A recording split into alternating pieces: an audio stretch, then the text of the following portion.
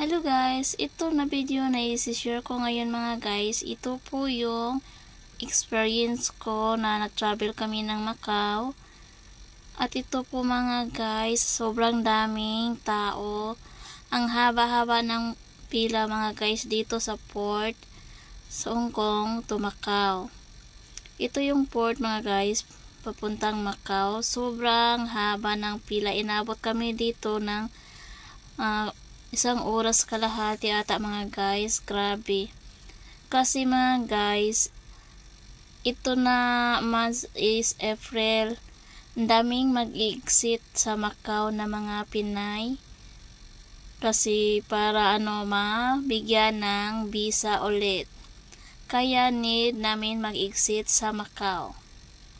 So ayan mga guys, nakalabas na kami at nakapila na naman kami papuntang bus mga guys. Ayan, nakita nyo yan. Sobrang dami mga guys at maulan pa. At ito mga guys, papunta na kami ng Macau. So ayan, maulan talaga siya mga guys. Hopefully pag doon sa Macau, walang ulan para naman ma-enjoy namin ang paggala doon kahit ilang oras lang. Kasi sobrang matagalan ka talaga doon sa port ng sa Hong Kong, sa immigration. Sobrang haba ng pila. So ayan po mga guys, sobrang ganda po ng tanawin dito sa Hong Kong. Kaso mga guys, hindi po masyadong liwanag yung kuha ng camera ng cellphone ko. Ayan, kasi po maulan din po kasi mga guys. Maganda sana kasi nakaupo kami sa pinakataas mga guys, sa harap talaga.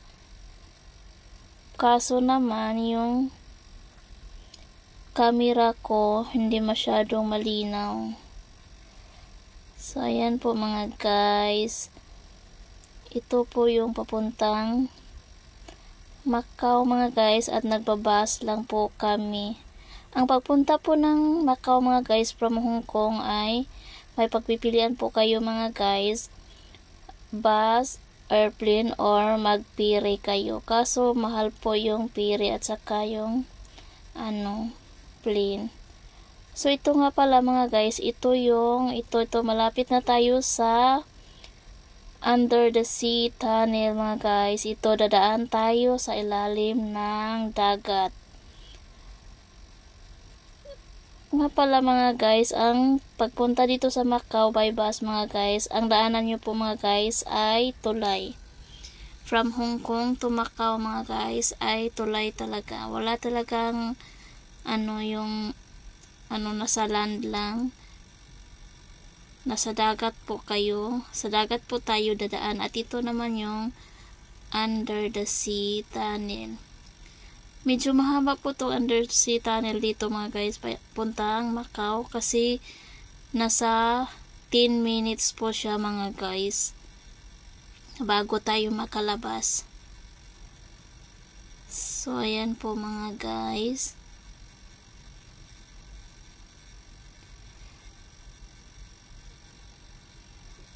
Tingnan nyo mga guys, sobrang haba po. Nasa 10 minutes siya or 8 minutes.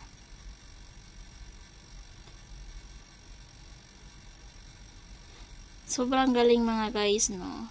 Siguro ang tagal nila to binuo na under the sea tunnel. Sobrang hirap nito siguro paggawa.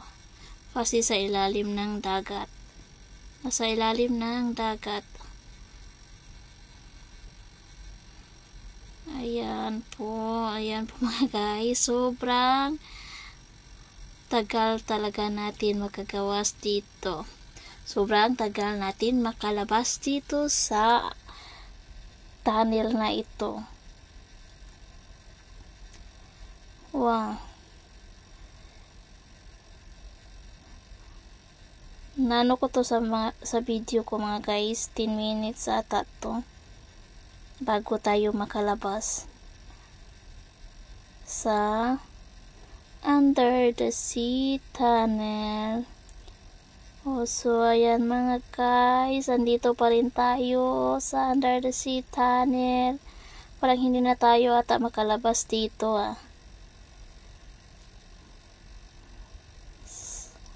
Ayan. Ang biyahe nga pala dito mga guys, Hong Kong to Macau by bus ay almost lang siya mga guys, 15 minutes or 1 hour lang by bus po yan. Iwan ko lang po sa iba sa ferry at saka sa plane siguro sobrang lang. Siguro nasa 30 minutes lang.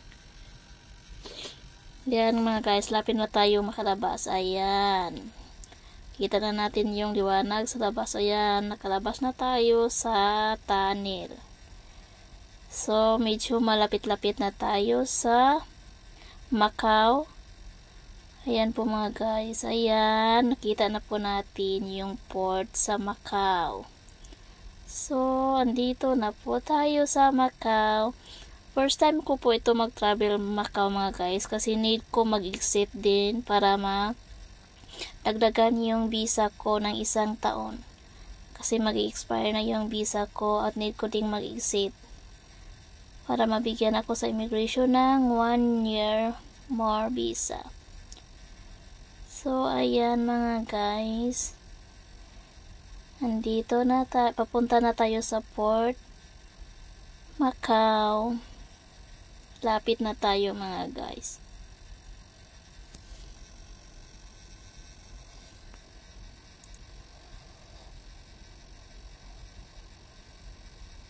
Swerte din namin mga guys kasi nakaupo kami sa harap, sa taas. Sa pinakaharap talaga kami. Kaya kita talaga namin yung magandang tanawin.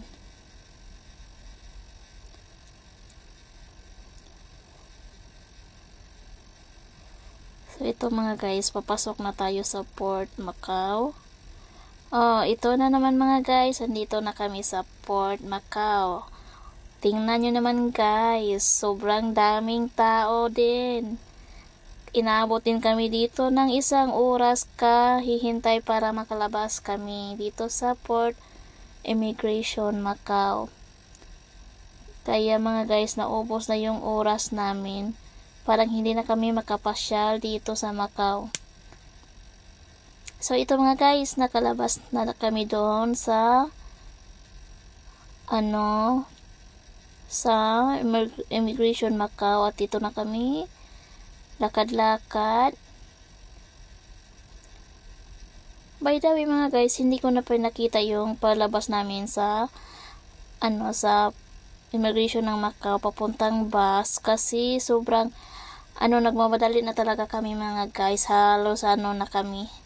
Ang bilis ng lakad na namin, parang tumakbo na kami kasi wala na kaming oras at uuwi pa kami ng Hong Kong. Kaya hindi na ako nakapag-video papunta dito sa pinuntahan namin. Sinakyan namin dito mga guys, nagbus kami. So ayan, paikot-ikot kami dito mga guys.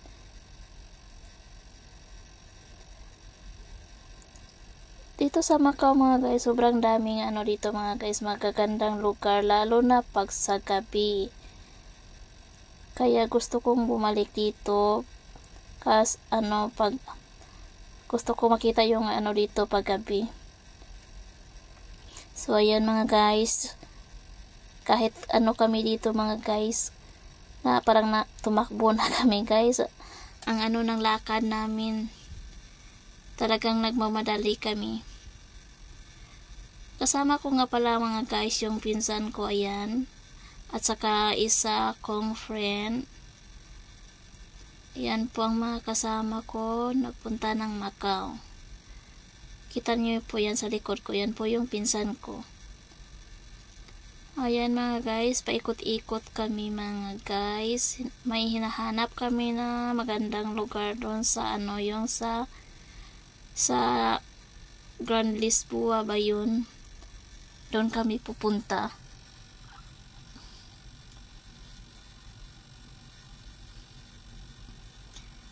Ang Macau po mga guys ay maliit lang naman na lugar. At saka yung mga bus nila paikot-ikot lang din naman. Mabilis lang makita yung kung ano sasakyan mo.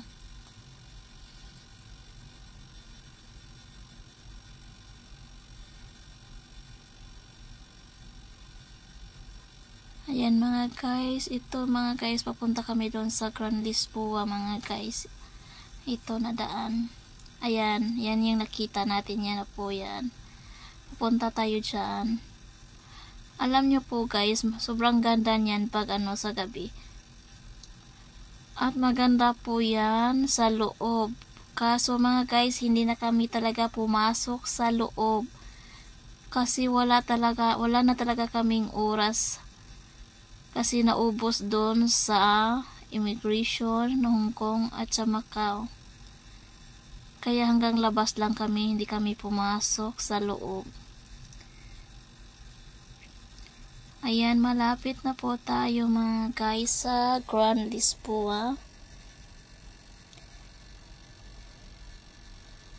Sobrang ganda pa naman yan sa loob mga guys. Nakita ko sa ibang mga video na nagpupunta dito. Sobrang ganda. Kaso hindi talaga kami nakapasok.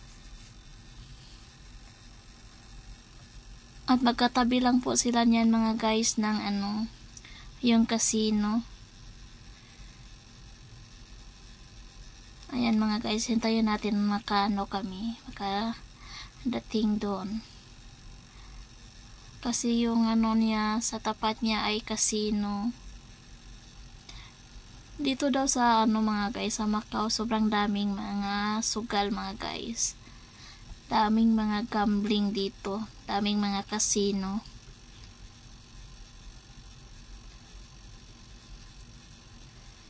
So ayan mga guys, malapit na tayo sa Grand Lisboa. Sobrang ganda niyan sa loob mga guys talaga, kaya gusto ko talagang bumalik dito.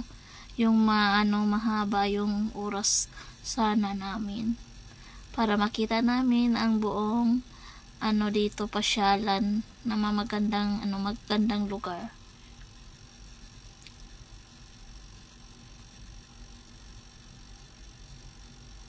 Pero mga guys, dito sa Grand Lisboa, sa labas lang kami video at saka picture. Wala na talaga kami hindi na talaga kami nakapasok sa loob. Ayan, ito yung Grand Lisboa at saka yung casino.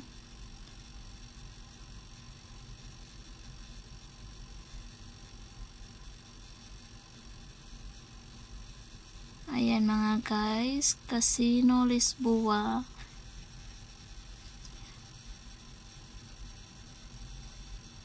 Dami daw talaga dito sa Macau mga guys, mga casino.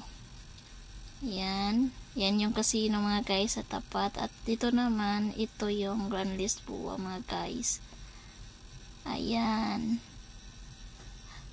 sobrang ganda po yan mga guys, kaso talaga yung camera ko mga guys hindi maganda. Yan, sobrang laki na bilog. Ayan, at doon naman sa tabi ng casino mga guys ay yung Wynn Hotel ata iyon. Oo, yung katabi ng ipakita ko mamaya. Wynn Hotel. Maganda din doon sa loob. Kaso hindi na talaga kami masyadong nakapagpamasyal dito. Wala na kami masyadong oras, naubos na sa immigration. Ayan po, ayan, picture para naman may souvenir na nagpunta ng Macau. Ayan po yan mga guys, ito yung Wynn Hotel. Maganda din yan sa loob. Pwede ka naman pumasok sa loob, pero hindi na talaga kami pumasok. Ayan, magkatabi lang sila ng Grand Lisboa at saka casino. Ayan po mga guys. Saka marami din naman ditong bus mga guys pag mag-travel kayo. Ayan po siya mga guys, pag ano yung Grand Lisboa. At ayan mga guys, naghahanap naman kami ng ibang lugar na pasyalan. Ito mga guys, pupunta kami doon sa ano, yung sa St. Ruin na simbahan na church. Ito dito mga guys, ang ganda dito paggabi mga guys. Ito na lugar. Maganda to paggabi. Ito yung daan papuntang ano, St. Ruin na church.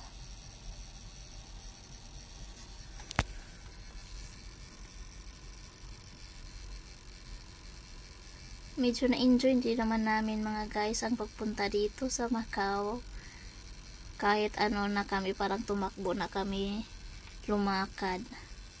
Kasi nga inahabol namin yung oras. Kasi uuwi pa kami ng Hong Kong. So ayan mga guys, continue walking na kami. Simbahan po yan. Madaanan po natin to pagpapunta ng St. Ruin Church. Ito mga guys, lapit na tayo. Ayan na po. Kita nyo po yan. At saka yung street papunta dito mga guys, ang daming pretties. Hindi ko na videohan. Wala akong video. Yan mga guys, andito na tayo sa St. Ruins Church. Ayan, kita nyo yan mga guys. Sobrang daming tao mga guys. Kasi nga, mga ano din to mga guys, mga Pinay galing Hong Kong. Kasi nga mga guys ay yung pagpunta namin dito, ano to mga guys, holiday, walang trabaho. Ayan, sobrang dami. Sobrang dami mga guys, mga tao. Marami din mga ano dito, hindi rin to mga Pinoy lahat mga guys, may mga ibang lahi din.